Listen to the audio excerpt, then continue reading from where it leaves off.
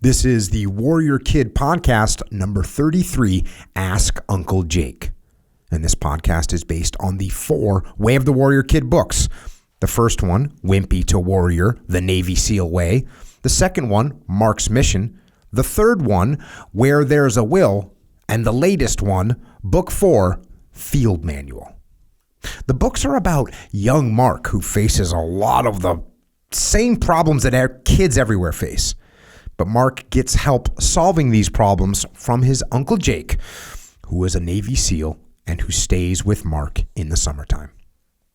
This podcast is for kids to hear some more lessons from Uncle Jake and also to get the chance to ask Uncle Jake some questions.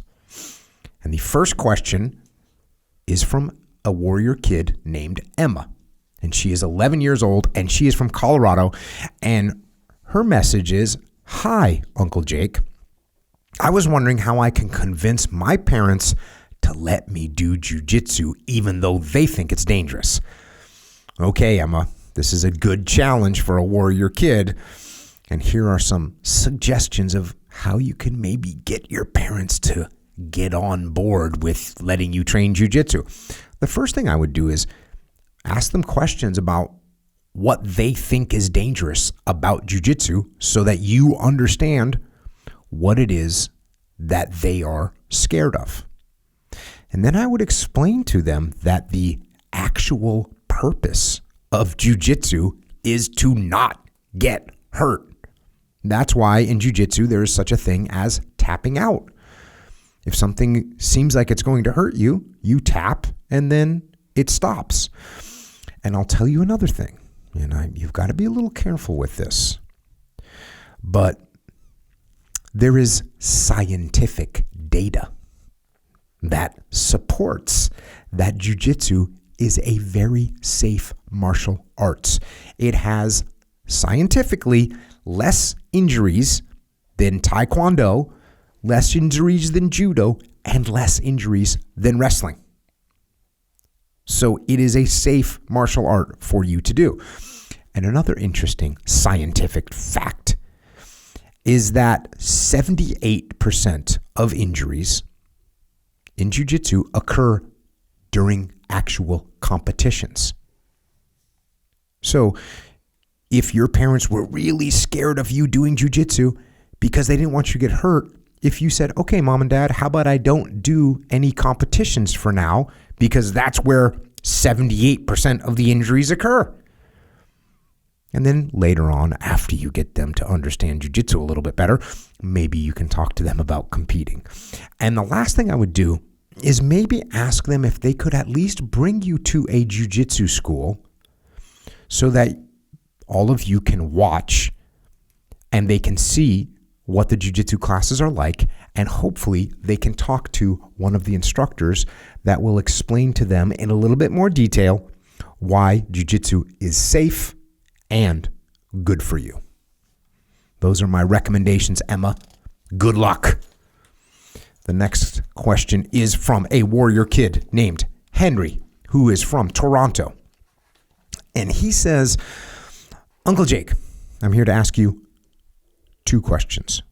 What is the easiest way to get a scary image out of your head, such as a horror movie villain? And what is the best way to control your ego?" Okay, the old horror movie villain. Let me tell you what I do, Henry. If I am scared of something, I'm going to try and face it.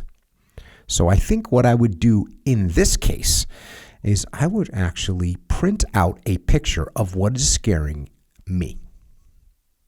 And then what I would do is I would draw on that picture so that monster or thing actually looks funny. Maybe I would draw a mustache on it, or maybe I would put some bows in its hair, or draw some lipstick on the monster, or draw that monster licking a lollipop. Because I think if you can make this scary thing look funny and you get used to seeing it, you will realize that there is nothing to be afraid of, and that will help. Now, as far as getting control of your ego, well, it's good to see that you're already on the right path by simply recognizing what your ego is and how it impacts you. So when you feel angry or jealous or frustrated or really almost all negative feelings, all the bad feelings that you have, when you really think, if you really think about why you feel these bad feelings, oftentimes you realize it's just your ego that is making you feel bad. And then ask yourself this question: is this good for me? Does being mad help me? Does being frustrated help me? Does being jealous help me? And I think you know the answer to all those questions. Of course not. In fact, all of those things actually hurt you. So don't let them. Instead, realize that the reason that you're feeling those feelings is because your ego is there, and your ego is yelling and screaming at you inside of your head.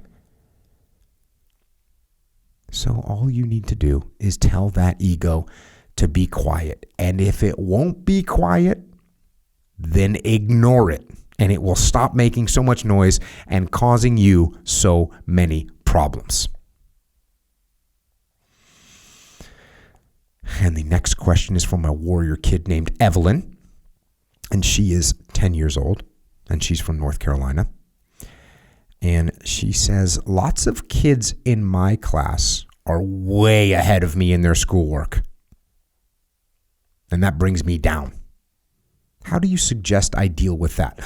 Listen, Evelyn, there are always going to be people that are ahead of you in all different kinds of things in life. Some people are going to be better at school. Some people might be better at math, or better at English, or better at science, or better at history. Some people are going to be better at sports. Some people are better at making friends. Some people are better at being funny. Some people might have more money or cooler toys than you might have. And you know what? That's okay. Because there's going to be some things that you are better at too.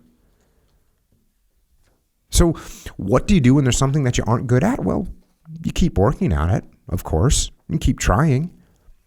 But instead of comparing yourself to how good someone else is, you should compare yourself to yourself. Are you getting better? Are you improving? Are you trying your hardest? What little things can you do to progress? That's what you should do. And you want to know how I know that that's what you should do? Because that's what I've had to do my whole life. I was never the faster, the strongest, or the smartest person. And if I felt down every time someone was better at me than something, I would have felt down all the time. So don't worry so much about other people, and just make yourself better every day. And the next question is from a warrior kid named Sonny, who's from Saskatchewan. And Sonny is 7 years old. And the question is, who is the best Navy SEAL in the entire world? You might think I really have to consider what the right answer is there, but it's actually a very easy answer. The answer is that there is no best Navy SEAL in the world. Why? Because SEALs are part of a team. They're part of the SEAL team. A SEAL by himself can't do anything. No SEAL by himself could ever do a mission alone. It would never work. It would never work. And the other thing is, different SEALs, we might have one SEAL that's the best at parachuting, but another SEAL is the best at swimming, and another SEAL is the best at running, and another SEAL is the best at pull-ups, or another SEAL's the best at some other particular skill. But there's no SEAL that's the best at everything. And that is why we have to work together as a team to be better. And each SEAL, not being the best SEAL, but trying their best, that's how SEALs make the best team. And the next question is from a warrior kid named Shawn, who's from Bozeman, Montana. and Shawn is 10 years old. And Shawn says, I'm worried that if I tap out in Jiu Jitsu, I will get in the habit of tapping out every time things get tough. Please help me understand how to keep from tapping out when things get hard. Well, Shawn, I'm glad that you're training Jiu Jitsu, because Jiu Jitsu teaches us many important lessons. And one of the lessons that it teaches is that there are some situations that you get into where you cannot win. And if you keep trying, you will get hurt. That is why we tap out in Jiu Jitsu.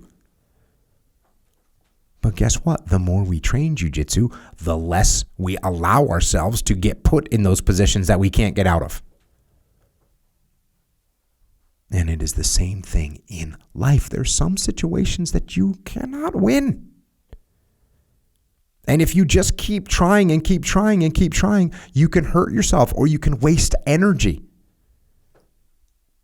You need to be smart when these things happen. It can even happen on the battlefield. Sometimes the enemy might be ready for you and they get the upper hand, or they have more people, or they have more guns than you have. And if you keep going forward and keep attacking them, guess what? You're going to lose a lot of your friends. And you're still not even going to accomplish the mission. Don't do that. So Jiu Jitsu actually trains us to be smart. Trains us to be smart, to give it everything we've got and never give up if we have a chance. But it also teaches us to know when we should give up for a moment so that you can regroup, so that you can come back and you can live to fight another day, which is something we have to learn from life too. And the last question for today is from Sila Grace. And Sila Grace is 7 years old. And Sila has 2 questions for Uncle Jake. The first one is, can you ever eat too much veggies, fruits, and proteins? Well, I think you can actually, if you're really determined, you can eat too much of anything. One time I ate so many carrots, which we all think carrots are very healthy, and they are, but one time I ate so many carrots that it made me sick. Because carrots can be hard to digest. So I think if you take anything to an extreme, like I did one time with 2 bags of carrots, it's too much. But for the most part, veggies, fruits, and proteins are healthy, and I think you can pretty much eat as many veggies, fruits, and protein as you want, as long as you don't go completely crazy. And I think a good thing to do is eat until you're almost full. Don't eat until you're, oh gosh, I've had enough. Don't eat that much. Eat enough. Eat until you're almost full and then stop. And then the next question is, what inspired me to start my podcasts? Well, it's a great way to talk to a lot of people. It doesn't cost very much to get started. It's fun. And the last thing is, it's efficient because it takes much less time to record a podcast than it does to write a book. So, Sila, thank you for your question. I know you're working on pull-ups, and I think you're in some situation with your parents where you might be able to earn a Warrior Kid t-shirt. So good luck with that. And that is it for questions. And before I go, I wanted to read a quick story that was written by Uncle Jake about when he was a kid and he learned something about life. So here is a story from Uncle Jake. When I was a kid, I took art class in school like everyone else. I wasn't too bad at art, but I wasn't that great either. One day in art class, we had to draw an animal using just a pencil. And we could choose any animal that we wanted to, a giraffe or a lion or a horse or whatever, any animal.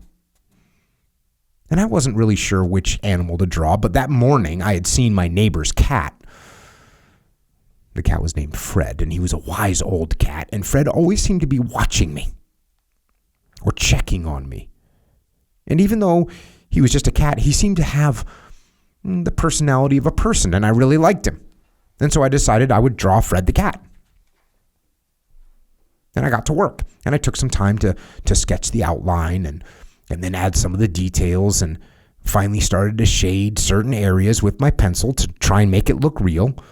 And as I worked, after a while, suddenly one of the other kids, another kid named Tony, he poked me with his pencil eraser. "What you drawing?" he asked. "Oh, it's a cat," I told him. "My neighbor's cat. His name is Fred, and..." "Oh, you're drawing a cat?" he said, as if I had done something wrong. And I said, "Yeah, it's my neighbor's cat. His name is Fred." "I heard you the first time." He cut me off. "A cat named Fred," he mocked me. What a stupid thing to draw. Is that really the only animal you could think of? A cat?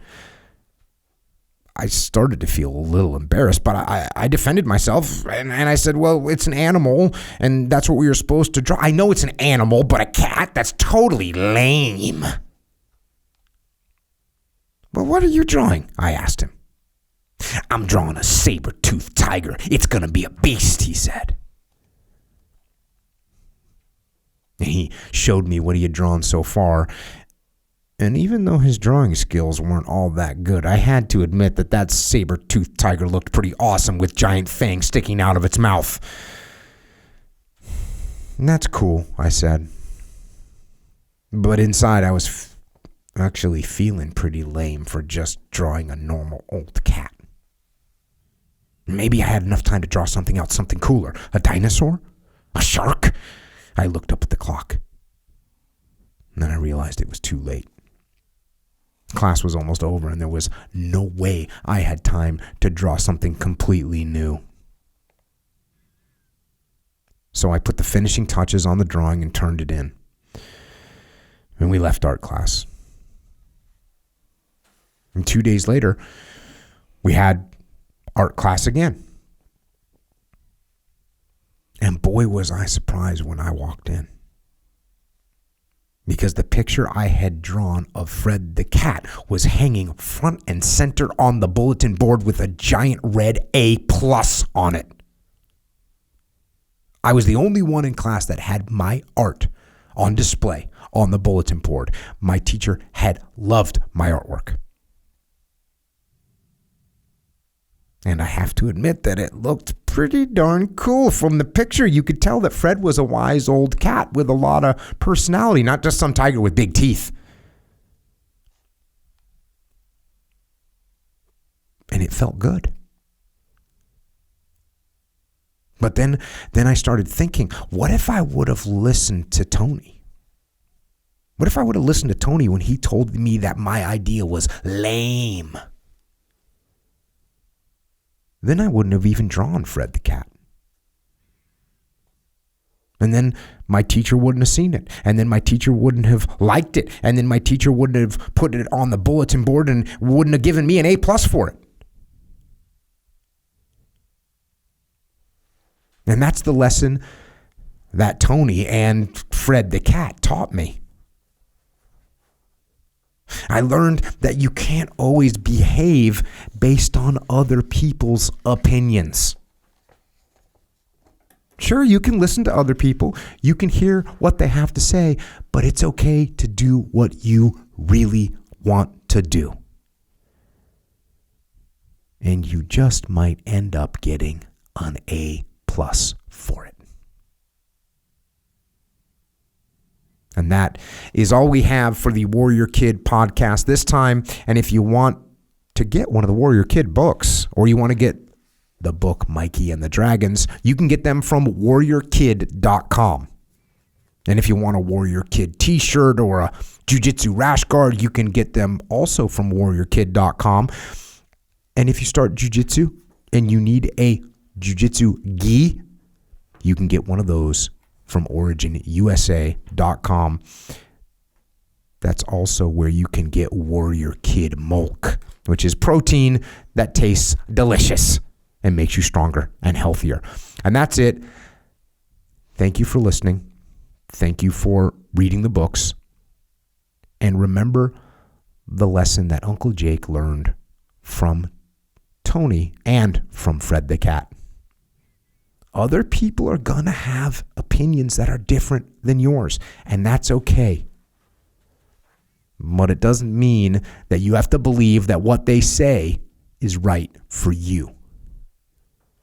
You are responsible for what you do, so go do it. Now go out there and train hard, study hard, work hard, get after it, and be a warrior kid.